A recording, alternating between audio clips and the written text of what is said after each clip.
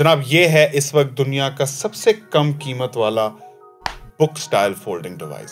अस्सलाम वालेकुम और रिव्यू स्पीकर में खुशामदीद। मेरा नाम आमिर है। ये है टेक्नो का Phantom V fold and what a device it is. इस फोन की बज़ पिछले कुछ अरसे से चल रही थी, जिसकी सबसे बड़ी वजह है इसकी price. Techno Phantom V fold Pakistan में 3,30,000 की रिटेल प्राइस में लॉन्च हो रहा है, 12 GB रैम और 512 GB बिल्ट इन स्टोरेज के साथ, जो कि गैलेक्सी Z फोल्ड से तकरीबन आधी प्राइस है। और जो कंपैरिजंस मैं इस फोन के अब तक देख चुका हूं, भैया इस फोन को बिल्कुल भी हल्का मत लेना। अब चल के करते हैं इसे अनबॉक्स। तो ये है हमारा वी फोल्ड का बॉक्स, जो कि इंटरेस्टिंगली खुलता भी वी की तरह ही है and it feels very luxurious. यहाँ बॉक्स में कुछ मैसेजिंग की गई है, बियॉन्ड द एक्स्ट्रॉर्डिनरी। और ये रहा हमारा फैंटम वी फोल्ड बॉक्स। भैया आप जरा साइड पे हो जाएं तो हम थोड़ा दीदार कर लें। और जनाब अब इसके फीचर्स पे बात करने से पहले जरा अनबॉक्सिंग एक्सपीरियंस मुकम्मल कर लेते हैं। तो फोन के साथ आता है एक सिम इजेक्टर टूल और फोल्डर के अंदर है कुछ वारंटी इंफॉर्मेशन। ये फोन 12+1 यानी कि 13 महीने की वारंटी के साथ आता है। और साथ में है ये कार्बन फाइबर डिजाइन वाला बैक केस, इसके अंदर इंटरेस्टिंगली एक किक स्टैंड भी है। आगे बढ़े तो एक बॉक्स में चार्जर केबल है और दूसरे में है इस फोन की 45 वॉट की पावर ब्रिक। और अब तू इधर आजा भाई, एक सेकंड। नाइस यार। तो हमारा आज का ये Phantom V fold black colour में है और ये फोन व्हाइट में भी आता है, लेकिन मुझे ये ब्लैक ज्यादा पसंद आया। फोन की बैक पे ये वीगन लेदर है, जो कि डीप ब्लैक तो नहीं, ये डार्क चारकोल ग्रे कलर है और इस पे बारीक बारीक से लेदर के ग्रेन्स हैं। मुझे इसकी मैट फिनिश काफी पसंद आ रही है। बैक पे क्रोम फिनिश में बारीक लेटर्स से फैंटम एच हुआ हुआ है, जो कि लाइट में बहुत ही खूबसूरती से चमकता है। और ऊपर वाली तरफ है ये सर्कुलर कैमरा मॉड्यूल, लेकिन इस पे आगे चल के बात करेंगे। पहले जरा इस हिंज मैकेनिज्म को चेक करो। फॉर स्टार्टर्स ये फोन बिल्कुल ही फ्लैट बंद होता है, बंद होके कोई गैप वगैरह सिरे से मौजूद ही नहीं है। और इसे डिजाइन करने में टेक्नो ने ठीक ठाक मीनाकारी की है। इनफैक्ट टेक्नो तो क्लेम कर रहे हैं कि ये हिंज 2 लाख मरतबा फोल्ड होने के लिए डिजाइंड है और इस फोन में उन्होंने एरोस्पेस ग्रेड मटेरियल्स इस्तेमाल किए हैं। और ऑफ कोर्स जब आप इसको फोल्ड करते हैं तो आपको वो सैटिस्फाइंग सा थर्ड या क्लिक महसूस होता है। फोन के आगे वाली तरफ यानी कि कवर डिस्प्ले पे गोरिल्ला ग्लास विक्टस लगाया गया है, जबकि इसकी फ्रेम एल्यूमिनियम की है। और फोन की सारी एजेस को हल्का सा कर्व रखा गया है, जिससे ये हाथों में भी बहुत ही कंफर्टेबल महसूस होता है। और इस फोन में खासा वजन भी है, 299 ग्राम, जिसका मतलब है कि ठीक ठाक भारी फोन बनाया है। लेकिन इसके वजन की वजह से ये फोन मुझे ज्यादा प्रीमियम भी महसूस हो रहा है। अब दोस्तों, ऐसे फोल्डिंग फोन्स के फोल्डिंग मैकेनिज्म के बाद इनका सबसे बड़ा फीचर होता है इनके डिस्प्लेज। इन फोल्डिंग फोन्स का idea he in folding displays से आया है।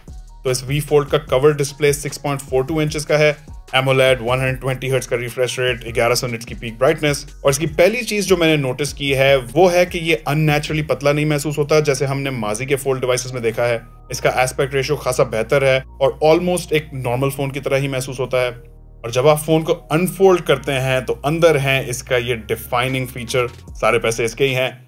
7.85 इंचेस का massive square AMOLED display, also 120 Hz, also with 1100 nits of peak brightness।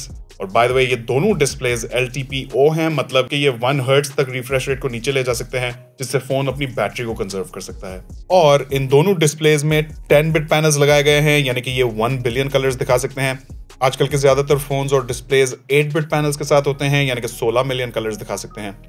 लेकिन दोस्तों, स्पेक्स से हट के भी ऐसे बड़े डिस्प्लेज के दूसरे फायदे होते हैं। पहली चीज तो है कि आपके पास इतनी सारी स्क्रीन स्पेस होती है जिसपे आप मूवीज और वीडियोस देख सकते हैं। और मेरा ऐसे फोल्ड डिवाइसेस पे फेवरेट पास टाइम होता है गेम्स खेलना, तो मैं इस पे कॉल ऑफ ड्यूटी खेलता हूँ। इतने बड़े डिस्प्ले पे गेमिंग का एक और ही लेवल हो जाता है। और बाय द वे इस वी फोल्ड में ड्यूल स्पीकर्स भी मौजूद हैं और बैलेंसिंग भी यहाँ 60-40 या 65-35 टाइप की है, जहाँ ज्यादा आवाज एक तरफ से आती है। लेकिन एंटरटेनमेंट से हट के प्रोडक्टिविटी में भी ऐसे बड़े डिस्प्लेज नॉर्मल फोन से थोड़े ज्यादा यूजफुल होते हैं। मिसाल के तौर पे फैंटम वी फोल्ड में आप 2 ऐप्स साइड बाय साइड खुली रख सकते हैं और जब आप किसी ऐप को मिनिमाइज करते हैं तो वो यहाँ डॉक के अंदर आ जाती है, जैसे कि नॉर्मली कंप्यूटर्स में होता है। और जब आपको बड़ी स्क्रीन से छोटी स्क्रीन पे जाना हो तो बस आप इसे फोल्ड करें और अपना काम कंटिन्यू करें। और फिर ये cover screen, I must say I really like the size. अब तक जो मैंने दूसरे फोल्डिंग फोन्स देखे हैं उनमें इस कवर स्क्रीन का बड़ा कॉम्प्रोमाइज होता है कि ये थोड़ी लंबी और पतली महसूस हो रही होती हैं, जबकि इस वी फोल्ड का कवर डिस्प्ले काफी हद तक एक नॉर्मल फोन की तरह महसूस होता है। तो जब आपको बड़े डिस्प्ले की ज़रूरत नहीं है, जल्दी से कॉल आंसर करना है या कोई मैसेज का रिप्लाई करना है या बैटरी बचानी है क्योंकि बड़ी स्क्रीन ज़्यादा बैटरी कंज्यूम करेगी, तो वहाँ आपको ये कवर डिस्प्ले एक नॉर्मल फ़ोन का फुल एक्सपीरियंस देगा। और by the way Tecno in screens के लिए 180 डेज की वन टाइम स्क्रीन रिप्लेसमेंट भी ऑफर करते हैं। आप इसकी डिटेल्स उनकी वेबसाइट पर जाके चेक कर सकते हैं। अब इतना बड़ा डिस्प्ले होना फ़ोन्स की दुनिया में एक नई टेरिटरी है। आजकल के तकरीबन सारे दूसरे फ़ोन्स लंबे डिस्प्लेस के साथ होते हैं। तो इस फैंटम V Fold की ज़्यादा स्क्रीन साइज का फ़ायदा उठाने के लिए इस फ़ोन के सॉफ्टवेयर में भी कुछ चेंजेस किए गए हैं मल्टीटास्किंग के लिए। आउट ऑफ द बॉक्स यहाँ Android 13 है जिस पे टेक्नो की हाई OS फोल्ड एडिशन लगी हुई है और इसी से ये डॉक और इस पे मिनिमाइज्ड ऐप्स आती हैं। ये फ़ोन बड़ी स्क्रीन पे ऐप्स अलग ओरिएंटेशन से दिखा सकता है और हाफ फोल्डेड स्क्रीन को भी डिटेक्ट करके कंटेंट को उस हिसाब से एडजस्ट कर सकता है। सिक्योरिटी फीचर्स में यहाँ एक पावर बटन के अंदर साइड माउंटेड फिंगरप्रिंट सेंसर दिया गया है। स्पीड आप यहाँ खुद देख सकते हैं, काफ़ी रिस्पॉन्सिव लग रहा है। ओवरऑल मुझे इस फ़ोन का इंटरफेस एक्सपीरियंस काफ़ी स्मूथ लगा और हमारे जासूस भाइयों के लिए खुशखबरी है कि इस फ़ोन में कॉल रिकॉर्डर भी मौजूद है। अब बात करते हैं इन कैमरास की। तो यहाँ फ़ोन के बैक पे ट्रिपल कैमरा सेटअप है। 50 मेगापिक्सल का मेन कैमरा है विद f1.9 एपर्चर, 50 मेगापिक्सल का टेलीफोटो कैमरा है और 13 मेगापिक्सल का अल्ट्रा वाइड कैमरा है, जबकि इस कवर स्क्रीन में 32 मेगापिक्सल का सेल्फी शूटर है। Back camera maximum 4K at 60 FPS की वीडियो रिकॉर्डिंग सपोर्ट करता है। और ऐसे फोल्डेबल फोन्स की ब्यूटी ये है कि आप बैक कैमरास को सेल्फीज के लिए भी इस्तेमाल कर सकते हैं, जिससे आपको एक ऐसा एक्सपीरियंस मिलता है जो कि एक नॉर्मल नॉन फोल्डिंग फोन का सेल्फी कैमरा बिल्कुल भी मैच नहीं कर सकता, चाहे वो कोई top of the line flagship phone ही क्यों ना हो। इसकी वजह से ऐसे फोल्डिंग डिवाइसेस का सेल्फी एक्सपीरियंस बहुत ही ज़बरदस्त हो जाता है और यही वजह है कि अंदर वाले डिस्प्ले के अंदर थोड़ा बेसिक क्वालिटी का 16 मेगापिक्सल का सेल्फी शूटर लगाया गया है जो कि ज़्यादा सूटेड है वीडियो कॉल्स वगैरह के लिए। सेल्फीज भी ले लेगा लेकिन बाहर वाले कैमरा से बेहतर क्वालिटी आती है। अब यहाँ बात कर लेते हैं इसके कुछ परफॉर्मेंस स्पेक्स की। तो MediaTek का Dimensity 9000 प्लस चिपसेट है। ये एक 4 नैनोमीटर का 5G चिपसेट है। साथ में Mali G7 10 GPU है, 12 GB रैम है और 512 GB UFS 3.1 स्टोरेज है। ये Dimensity 9000 प्लस MediaTek की Dimensity लाइनअप के टॉप 3 चिपसेट्स में आता है। AnTuTu में 10 से 11 लाख का स्कोर आ जाता है और परफॉर्मेंस में इसका मुआजना Snapdragon 8 Gen 1 से किया जाता है, जिससे इसकी परफॉर्मेंस थोड़ी सी नीचे है खासकर गेमिंग में, लेकिन इसकी बैटरी लाइफ 8 Gen 1 से थोड़ी बेहतर है। डे टू डे यूसेज में ये फ़ोन आजकल की सारी social media apps, videos, movies और इवन हैवी ऐप्स और गेम्स आराम से हैंडल करेगा। मेरा नहीं ख्याल कि आपको पावर के लिहाज से कोई कंप्लेंट्स होंगी। और जहाँ पावर की बात हो रही है वहाँ बैटरी की भी बात कर लेते हैं। तो फ़ोन में 5000 मिली एम्प आवर की बड़ी बैटरी दी गई है और मेरे ख्याल में ये एक बड़ा प्लस पॉइंट है क्योंकि ऐसे फोल्डेबल फ़ोन्स के अंदर बैटरी साइज और बैटरी लाइफ दोनों में एक बड़ा कॉम्प्रोमाइज़ होता है क्योंकि बड़ी बैटरीज फिट नहीं आती और इतने बड़े डिस्प्ले के साथ बैटरी भी ज़्यादा तेज़ ड्रेन होती है। तो एटलीस्ट यहाँ बैटरी साइज में कोई कॉम्प्रोमाइज़ नहीं है। 5000 milli amp hour Android space में बड़ी बैटरी कंसिडर की जाती है और ये बैटरी चार्ज भी तेज़ होती है 45 वाट के साथ।